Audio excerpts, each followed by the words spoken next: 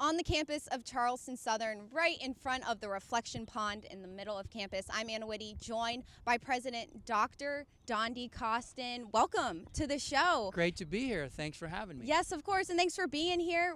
Graduation just wrapped up last week, 2021, and the class of 2020. What was the process like to have an outdoor graduation on campus? Lots of prayer. I'm sure. For the first time in a long time, we had it outside. We wanted to do that. For a couple of reasons. When I graduated from my alma mater, we graduated on the football field, and so I've been trying to talk them into it for about 3 years now, and I've been gotten the Heisman the whole time. But this time, there was a pandemic, and I said maybe we should try it, and so we did. And of course, we prayed diligently for all kinds of things, but mostly we prayed for drought-like conditions to happen. On the Friday night of the class of 2020 graduation and Saturday night for the class of 2021. And the Lord blessed us with great weather. Thank the good Lord. You've been in a lot of key leadership positions over your entire career. Where does this past year rank among all of the ones on your resume? Well, it's the kind of thing you can't really prepare for. No one could have convinced me a year and a half ago that we'd spend, the last 15 months or so in the middle of a pandemic, wearing masks, social distancing, all of that. You can't prepare for it specifically, but what you can prepare for is crisis leadership. And we have been extraordinarily blessed with a team of people, beginning with Dr. Jackie Fish, who, in addition to being the Vice President for Academic Affairs, she also has significant training in emergency management. So again, the Lord blessed us. We're very good here. Unfortunately, we're very good at preparing for hurricane evacuations. And so really this was just an application of those principles. We had to bring a whole new team in of faculty and staff members with specific expertise, but we did it using the same principles, and that is, we know there is a way through this, let's find it. And that was the bottom line. What did you not get to do last year because of the pandemic that maybe you're trying to do in this upcoming year? Yeah, well, from the very beginning, back in March, it just so happened that I'm a huge basketball fan. This is no surprise to anybody. Men's basketball, women's basketball, all basketball, love basketball. And so the pandemic happened in the at the very beginning of March Madness. And so despite the disappointment, we sort of plagiarized the March Madness theme of survive and advance. And so what we decided was, just like in March Madness, you play today so you can win, in order that you can play again tomorrow. And so we had a number of projects that we put on hold a little bit, but many we pushed through with. We started a chaplaincy center in the middle of a pandemic. We started an engineering program in the middle of a pandemic. We started an aeronautics program in the middle of a pandemic, and all this would have been just crazy talk. But we knew that God had called us to those things, and all three of those things have been very successful. And so there are other things that we'll do on the other side of this. We're just trying to get to the other side of it first. What's the one thing, big or small, that you are very proud of that this school accomplished over the last year? The main thing is that because of the work of about 40 people in what we call the University Pandemic Task Force, we decided very early on last June, and we made the announcement that we don't have all the answers to all the questions, but we're going to go for it. We think we can do this safely. We think we can follow CDC guidelines. We think we can keep students, faculty, and staff safe. And so we started in August, and we continued through May. In August, we had been praying since March that we would not fear Buccaneer. Psalm 46, don't fear Buccaneer. And then from January to May, we prayed our way to the 1st of May. And so the thing that I'm most proud of is the best illustration of the way the team pulled together is that in all those semesters, both those semesters, all those classes, all those students, all those lessons, we had 0 cases of COVID that were traced back to a classroom. And so that really is, if it's not a miracle, it's just under a miracle. But certainly we give thanks to God for allowing that to happen. Well, what an accomplishment. And kudos to everyone that was in the classroom involved in going to class and making sure they're wearing their mask and following the rules. It's not easy when you have so many people on a campus either. That's exactly right. And the thing that an 18 to 22-year-old person does not want to hear is stay away from your friends, right? Right. That's not what they want to hear. And so I'm grateful to the students, faculty, and staff because they did hard things. They did things that they weren't inclined to do, but they did it for the good of other people. And so, they love their neighbors as themselves. And so I'm just so grateful for everyone, really. You mentioned you're a big basketball fan. Huge. We saw you at almost every single basketball game this past year. We saw you at almost every single other sporting event that we had on campus. And the athletic department as a whole, what was the importance of having such a successful year? Yeah, it really is phenomenal. I mean, I wish I could think of a better word than phenomenal to just think about what the athletic department has done. And all of you, you made great sacrifices because I'm sure you didn't get much sleep the last 4 months. But what we saw was the impossible. Again, if you would have told me a year ago that, oh yeah, in the spring, we're going to have every single sport that we do happen in about a 4-month period, I would have said, what are you, crazy? And you would have agreed that, yes, you're a little bit crazy, but we did it. And so thanks to the leadership of Jeff Barber and his team, all the coaches, the student athletes who just really bent over backwards. And so I thoroughly enjoyed seeing all the athletic events. We were highly accomplished this semester. I think it'd probably been about 5 years since we had a conference championship, but the cross-country team won one in March, and again, it's the first conference championship in my administration anyway. And so I was proud of that as a cross-country runner. That in back in the day, that the cross-country team brought home the gold, and the women's tennis team did the same thing a month after that. And so just incredible. Men's track team finished third. Women's track team finished second. Volleyball team finished top 3. Football team finished top 3. Baseball team right on the cusp.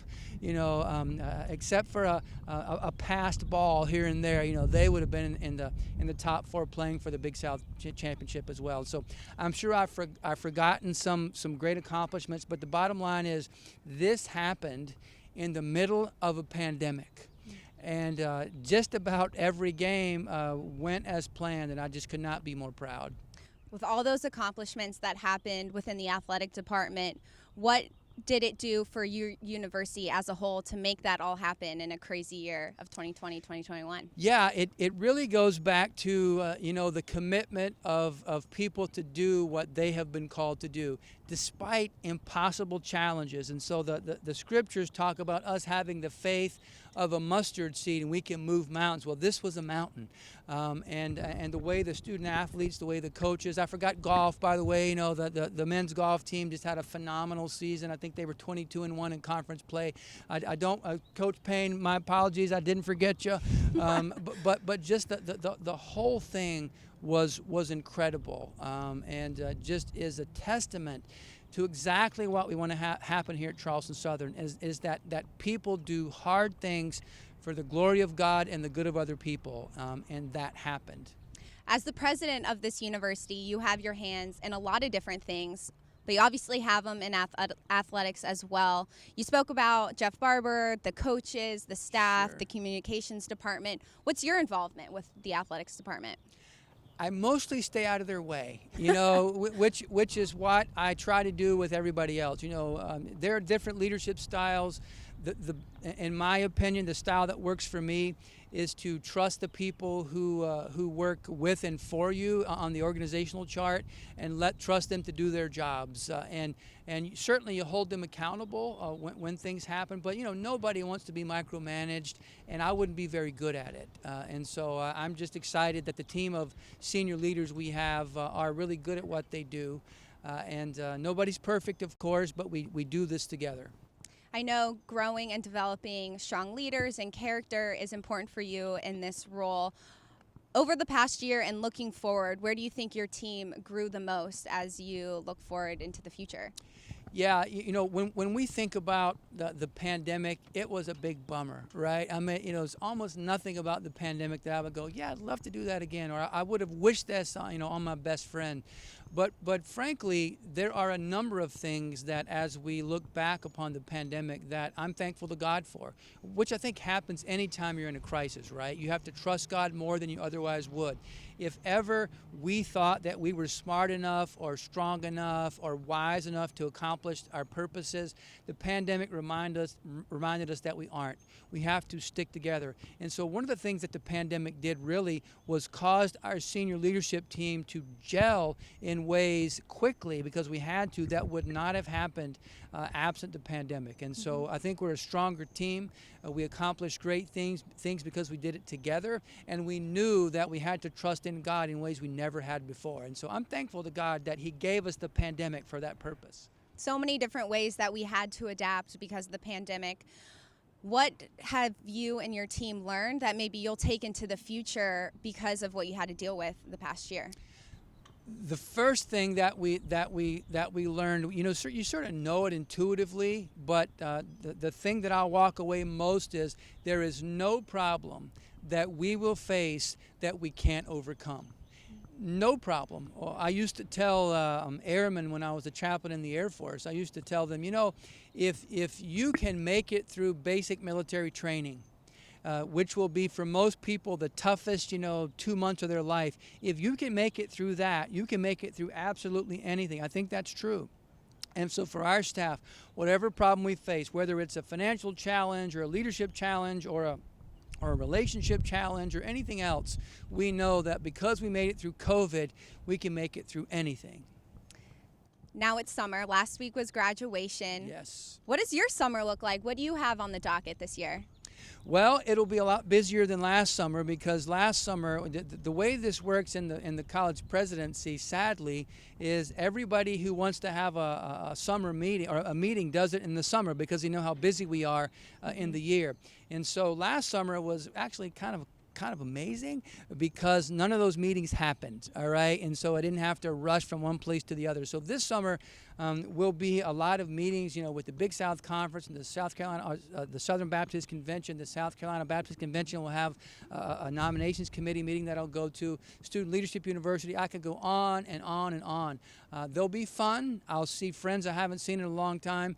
But as fun as they are going to be and as productive as they're going to be, they won't be as fun as the 7 or 10 days I'll spend sitting on a beach someplace with my wife Vicki.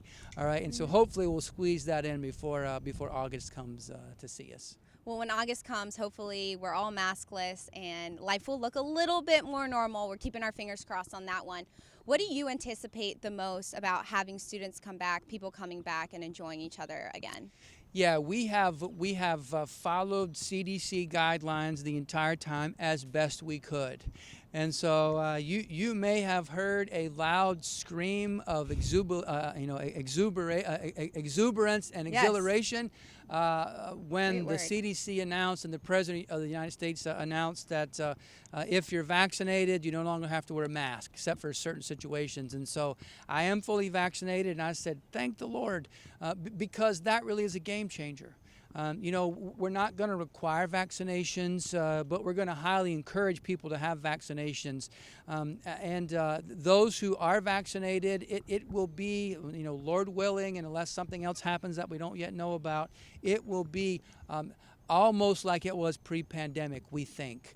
And others can choose to wear their mask if they want to, still social distance, but our intention is to move forward based on CDC guidelines. And, we'll see what the summer holds. Plenty of unknowns about variants from other countries and other places, plenty of unknowns about the science, and so we're waiting to see, but certainly my full intention is that come August, it will look a whole lot more like the August of 2019 than it did the August of 2020. One day at a time, right? One day at a time. Lord willing, August will be very, very normal. There's been a few things teased about athletics and what's to come on that side of campus. Yeah. The school as a whole, Dr. Costin, do you have anything exciting that fans and students, future students, can anticipate in the fall? Well, all I can tell you is that this will be the most fun athletic season perhaps in the history of Charleston Southern, because it will be the most anticipated. Right. You know, last fall was crazy. This fall, Lord willing, will be normal, and I look forward to having a stadium full of people when football comes around. I look forward to it being as normal as possible, and all I can say to that is go Bucks. Go Bucks. Well, Dr. Costin, thank you so much Pleasure. for joining us today. It was so great to sit down and talk with you, maskless, of course, and Indeed. can't wait to see you at all the sporting events here soon. Looking forward to it. God bless you. Thanks for what you do, and we'll say it together. 1, 2, 3. Go Bucks.